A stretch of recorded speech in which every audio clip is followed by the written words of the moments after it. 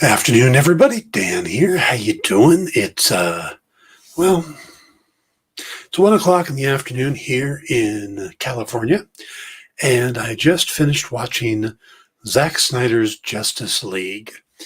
Now, I had mixed feelings about this. I am a fan of the Man of Steel movie. I thought Batman v Superman was okay. I was a fan of the first Wonder Woman movie, a fan of the Aquaman movie. Not as much of a fan of the second Wonder Woman movie. I don't hate it, but there's some major plot problems to it. But overall, I guess I like the Snyder universe, so I was looking forward to this movie. And I didn't hate the Whedon cut. Okay, let me rephrase that. I didn't hate the Whedon cut until this morning, because this is good. I mean, I know there's going to be a lot of mixed emotions on this. People are going to love it. People are going to hate it.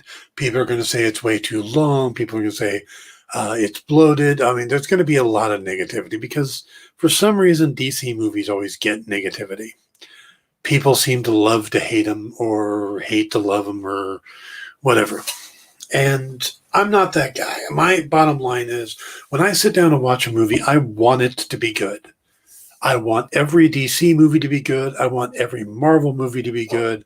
I wanted Bloodshot to be good. I want every Dark Horse movie to be good because I want good movies and I want them to feed back into the comic industry and make the comic industry stronger. So I am all for these movies. And the idea of them doing the Snyder cut seemed strange to me. But once they announced it, I thought, well, great. Now we're going to get this big thing. We're going to get to see what Zack Snyder's vision was and get to see him finish it out. Now, that's what we got. And overall, I really like the tone of this film. And I think that's where Whedon went wrong, at least in connection to the other films. Snyder makes epic, grand, mythical films. It's like he's telling modern day mythos of our current pantheon of gods, the pantheon that we've created, the seven to my left here. And that's what the Snyder cut does that Whedon's didn't. Whedon's grounded them. It made him a Marvel movie. And I love the Marvel movies, don't get me wrong. But I don't want the DC movies to be the Marvel movies. I don't want them to be the same. And that's what this is. This is the mythical level of heroes. This is the Seven. This is the Justice League. And it's fun. I mean, it's that's just the thing, is that Snyder's work is never going to be perfect. There's going to be plot holes. There's going to be, little problems with them. But it's like telling myths. It's like sitting there and reading the Iliad or the Odyssey. If you sit there and pick it apart, you're going to find problems. But if you just take it in as a story, it's enjoyable. And that's what this is. Now, the fact it's a 4-hour movie, it's going to be hard for me to this is not going to make a lot of sense, but it's a surprisingly tight, cohesive film for 4 hours. There's not a lot of bulk. You could trim it. You definitely could trim it, and you could probably get it down to 3 hours and put it in the theater. But this seems like the right way to do it because it allows the characters time to grow. It allowed, we didn't get the different solo movies. Flash didn't get a solo movie. Cyborg didn't get a solo movie. So this allows us the time to grow to these characters, to actually care about them. And also, it takes the time for the details. And things make sense that they do in this movie that didn't make sense in the Whedon cut. So I really like how long it is. And I never sat there looking at my watch or pausing it to see how much time was left. I sat through a 4-hour movie and it didn't feel like I sat through a 4-hour movie. It didn't feel short. It's not like I went, oh my Lord, that was 4 hours, man. But it felt right. It felt paced, and everything in it felt necessary. Well, the majority of it felt necessary for the story. You could have trimmed a thing here, a thing there, but you don't need to. And that's the thing with this format. Now, the biggest benefactor, one of the biggest benefactors of this cut has to be Victor Stone, this character, Cyborg. The theatrical cut, there was never enough of a story for us to care about this guy. You know, we get much more time with the individual character. We get his backstory. We find out about his mother and what type of person he is and his father. And there's an emotional connection to the character. And we watch him grow through this film. And he becomes a compelling character that we never saw in the theatrical cut. There's another reviewer I saw said that it was almost a willful cutting of the character. Like they didn't want him in the film. And I don't know, I don't want to get into the politics, but Cyborg is a huge part of this film, an important part of this film. And the Snyder cut really brings that out. That was missing from the Whedon cut. And he's a great character in here. He's a character I would like to see more of. I never felt that way after the theatrical cut. I could have cared less about Cyborg at the end of the theatrical cut. Here, I like him, and I want to see what happens next. Another character that benefits from more time on the screen and more backstory is Barry Allen's character. I will admit that I'm not a fan of Ezra Miller's portrayal of Barry. He's just too hyper, too all over the place, too scattered, and it never really sat with me well. And I think part of it is that we get such a good portrayal of Barry with Grant Gustin on the CW. So to have Ezra, he seems like I said, scattered. He seemed all over the place. Well, I think Whedon leaned into that in his reshoots, and I don't think that benefited the character. Here he has a much bigger role in the overall story, where in the Whedon cut, it seemed like he was just there to move innocent people out of the way. I mean, that's pretty much what he does in two of the big fights. It just gets people out of the way. So here he's a major part, and he turns around what looks to be a certain defeat and brings it back to a victory. So I like the character a lot more now. Don't love him yet, but I like him better. So I have really liked the opening with Themyscira and the Wonder Woman scenes here. She seems more of a warrior, more dedicated, where it just kind of lost her character in the other film. It was almost like 2 hours wasn't enough to give all the characters screen time. The 4 hours was necessary to make them all three-dimensional characters, and I think that this one really paid off well. I love the opening scenes on Themyscira. It seems like they had a specific plan on what to do in case there's an attack. I mean, they sink a building, and they do it in a way that it looks like it was obviously planned. It was like, okay, we do this, and then if all that fails, we hit the hammers and knock down the entire building and knock it in the water. And then the chase afterwards, and Steppenwolf chasing the way the mother box is thrown around, it's just really fun to watch. It's just really exciting. Yeah, that's the whole thing, is that the pace and the excitement level, it's up here. It's like a Hans Zimmer musical,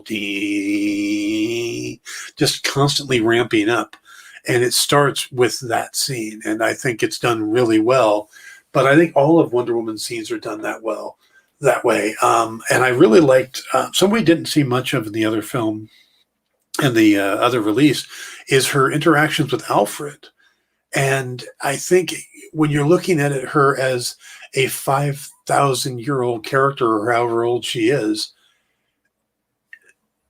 she's relating with all of these people, and they're all. There's even a line in there that Cyborg or Barry says, "Yeah, do you think she'd ever go for a younger guy?" And Barry and Victor's like, "She's 5,000 years old. Everyone's a younger guy." And I realized that she's having these conversations with Alfred as a peer, and she doesn't look at him as a butler. She's more as he's just right up there as part of the team, and I really love that about her character. Arthur is played a lot more seriously too. He doesn't come across as the surfer bro. He's much more of a jaded hero. I mean, he looks like the loner, the outsider who doesn't want to get involved, but at the same time, he seems to really care. There's a part where he asks how Victor's doing after we find out his dad's dead. That's not anywhere in the other cut. And they took out, there's a lot of humor that gets taken out of the movie. Things like him sitting on the magic lasso, or, just one good example. Or the I hear you talk to fish line. Those are removed, and I don't miss them at all. Not a bit. It doesn't need it. This is, like I said, more of a grand epic scale. This is more Lord of the Rings than what Whedon did. This is an epic tale. So really like that. Also, Batman's character changes quite a bit in here. He's not the, I don't know, the Batman we see in the theatrical cut feels like he's at the end. He's beaten, he's broken, he's doing this one last thing, and he doesn't expect to live. You don't get that here. This is a Bruce that has changed. Dealing with Superman and Wonder Woman against Doomsday has changed him. And he has faith again. And that faith comes from Clark and Diana. That there's bigger things out there than just beating up bank robbers. He's playing on a level of gods and aliens, and he's competing. He's in the game.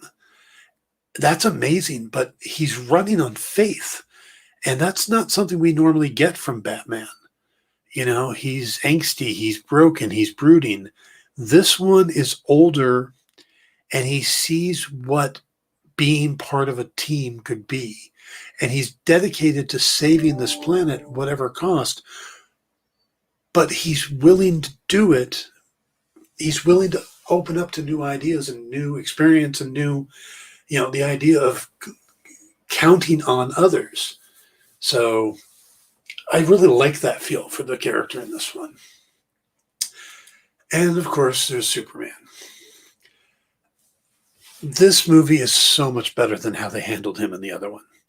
There's a lot of emotions to his return. You really feel it. I almost felt myself welling up when Martha shows up and sees her son alive. I just think it's a better, overall this whole thing is better done, but it makes sense. Both the rationale, things make more sense in this. The reason the Mother Box waited until the Mother Box didn't call out to Darkseid or Steppenwolf or whatever until he died, until Superman was dead, because they knew that he was the key to protecting Earth. And once he was gone, they weren't protected. And that's when they signaled that, come on back. They didn't do it when the Mother Box got awoken to fix Victor. They did it when he dies, which Batman uses as the justification for bringing him back, for even coming up with the idea of bringing him back. And it's more than just Batman comes up with the idea. There's a moment where Victor explains how the mother box works because he understands it. And they all have that same realization. Barry even says, are we all thinking the same thing? I'm not going to say it. And Vic puts a hologram up of Superman. That's huge. That makes a lot more sense than what we got in the theatrical cut. It just seemed like out of the blue, they decided to try to resurrect him. Now, not only do they have a reason to resurrect him, but they have an understanding that it might work. It just seemed to come out of the blue in the theatrical cut. Also, the line that my favorite line of all of this comes from Alfred when they're talking about resurrecting him, and Alfred tells him, look, don't, if you can't take down the charging bull, don't wave the red flag. And Batman then turns around and says, but this red flag is different. This one charges back. And right there, it's like, boom. That's a great line right there.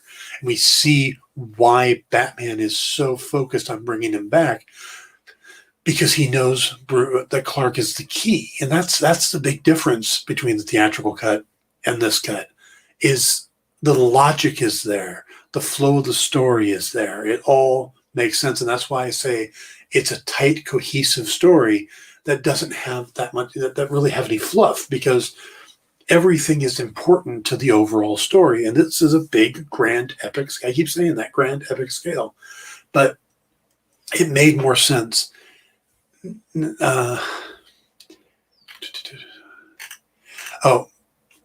we're going to move on to something I want to talk about also, having to do with the black costume. The one negative thing I have to say, and with everything else they took the time to explain and to make better, the black costume. I like the black costume. The black costume looks cool. It's also comic accurate. When he comes back from the dead, he wears the suit. But there's no reason for him to be wearing it in the movie. There's no line of, oh, well, he needs it to regenerate. It helps him regenerate faster, or anything like that that explains why he's wearing it. And then they thought, well, maybe there isn't a blue and red. That was one of the popular things, that he goes to black because there's no blue and red. We see the blue and red suit right there on the ship waiting for him. He could have picked that one. He picked the black and silver. So why? Maybe the plan was to explain it later on, but I felt like they could have taken just a moment and explained it. So that's one of the negative things I have, is not that he's wearing the black suit. I'm fine with the black suit. Just give me a reason why he picked it over the blue and red. Huge change here, Steppenwolf. Steppenwolf has a purpose, has a reason. He's specific. This is not his mother. The mother boxes aren't his mother. He got in trouble with Darkseid. He's trying to make amends, and he's doing it. He's doing his thing. He's down there trying to make amends, and they don't realize how important Earth is until the mother box shows them that the anti-life equation is on Earth. Now, how it got there, I don't know.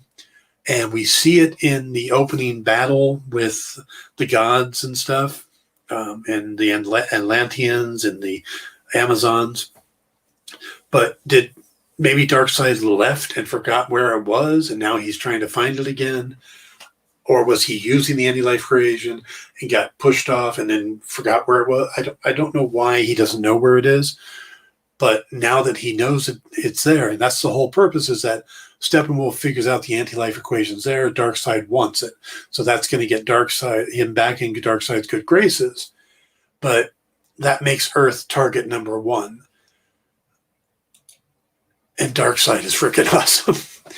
The Darkseid in the movie is so cool. And Desaad is also cool. They do a really good job with that.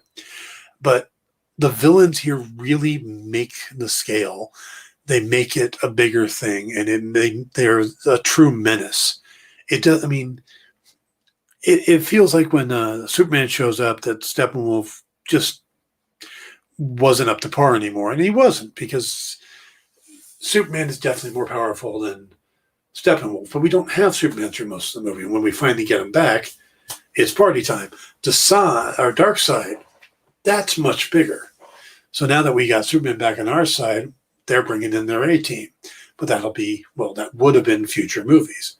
We're just not going to get that.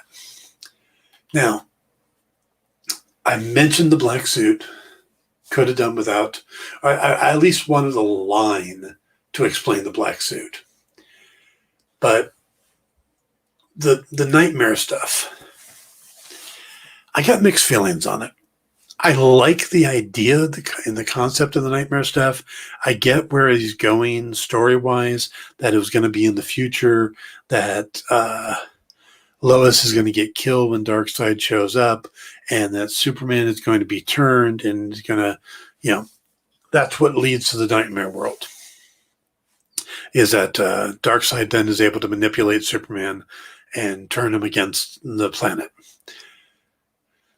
Do we need it here? We're not going to get those movies. So why take the time to show us the nightmare world now? I mean, this is stuff he reshot. This was new stuff he put in. The Joker wasn't in the original. So having the Joker in the scene just means that they decided to shoot it now. So unless Zack Snyder is trying to make it so Warner Brothers is going to do the other movies, there was no reason to include this scene. They could have cut it. It didn't add to the story. It sets up future stuff that we're not supposed to get. So he could have cut it and not added the Joker scene. There was no needs for it. And it wasn't that good a scene. I know some people liked it, but it didn't do much for me.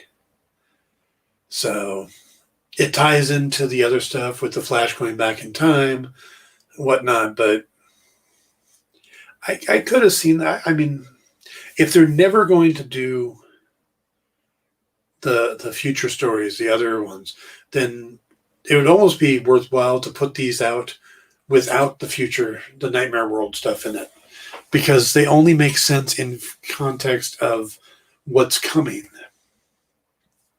And we could have done without it. Now, they could have ended it with Superman ripping open his, the epilogue with Cyborg talking over it and Superman opening his shirt and flying off. And you could have put the red and blue suit back on then and had him fly off doing that. And then just kind of given us a wrap up. Look, that's it. That's the end of the Snyder universe. We're moving on. But they didn't do that.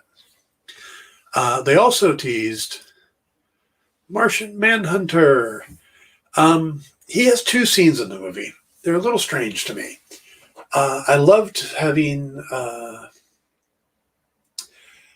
Martha go and visit Lois and try to get her to get back into the real world. And I love how Lois was spending all those mornings going to visit Superman's memorial and brings the coffee to the cop. And the cop is played by the guy that used to play Jimmy Olsen in the Christopher Reeve Superman movies. That's great. And the fact that's why she's there. I mean, there's a lot of great stuff with that. And her not going back to the planet and needing to go back to the planet. But the fact that it's Martian Manhunter that shows up as Martha Kent was a little strange. But okay. But then he just kind of shows up out of the blue at the end. And I actually like the scene because I love the way Affleck plays it. Because it's almost like he's at a point like, yeah, Atlanteans, Amazons, aliens, speedsters, cyborgs. Of course, a Martian. Why not? See you at the team meeting. I mean, that's kind of how it comes across. And I really like that. I like that at the end. But yeah, he's another character that if we're going to get more stuff, it would be great to see. But I really don't see why we needed him if we're not going to get it. So, I don't know. All right, so overall, let me do the big wrap up here. That's always a fun part, trying to pull this all together. The mythical films of Zack Snyder. I found myself much more emotionally connected to this version. I cared about the characters, and even the musical score helped. It amped up the emotions, it amped up the excitement, and carried the theme well. It's a very long movie, but I never got to the point where I was wondering when it was going to be over, you know? Maybe it was the chapter breaks, maybe it felt like I was just binging a miniseries, but I was in it the whole time. And I'm surprised how much I like it. I mean, I wish there was more to come. I really do. That's the thing that come out of it, is that I like what Snyder was doing. I like the direction he was taking him. I like that they had a guiding leader in a sense. Now, I know not everybody liked what he was doing, and they kept changing people at Warner Brothers, and that's kind of where the new regime came in, and they wanted to go a different direction. And when he stepped away from the film, they brought in Whedon to go that new direction. But all those people are gone now too. And the DC films just seem like a mess. They don't seem to be cohesive. I mean, you got The Rock doing his thing with Black Adam. We're going to have Ezra Miller do the Flashpoint, but we're going to get a different Superman that may be Cavill, but it may not be Cavill. And then we've got a different Batman movie coming out. And then Affleck's going to return in Flashpoint, but so's Michael Keaton. And it's just becoming a mess. And I almost wish they would go, look, we're just going to go back to the Snyder version. But they're not. I get it. They're not going to.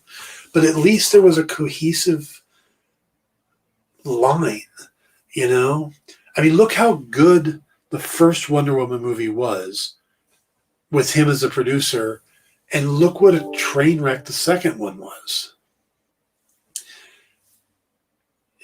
They need that guiding force, and if it's not Zack Snyder, it's got to be somebody. They need their Kevin Feige. That's why Marvel works and these guys haven't been. And I think the mythical scale that Snyder likes to do works for the DC characters. These are the modern pantheon of gods. It's Batman, Superman, Wonder Woman, Flash. We need Green Lantern in there. These are huge characters that aren't supposed to be grounded. Iron Man can be grounded. Cap can be grounded. Those characters work grounded with the humor and the action and stuff. The DC characters should be mythical. And, that's why they're called the Big Three, the Trinity. I like what Snyder was doing with that. Didn't plan on saying that word, but I love this cut. I really do. I just sat down and watched a 4-hour movie, and I'm looking forward to seeing it again. To, watching it with my best friend and just really soaking it in and enjoying it. So give it a shot. If you haven't watched it or you're not planning on watching it, first thing, why are you watching a spoiler review? But if you haven't watched it, try it. I mean, if nothing else, this is a man's vision of, the story that he was telling, from Man of Steel to Batman v Superman to this. And throw in Wonder Woman and Aquaman, and you've got the start of a really interesting universe that they should have kept going with, because what they've been doing without that guidance hasn't been all that great. So we'll see. Hey, Brian.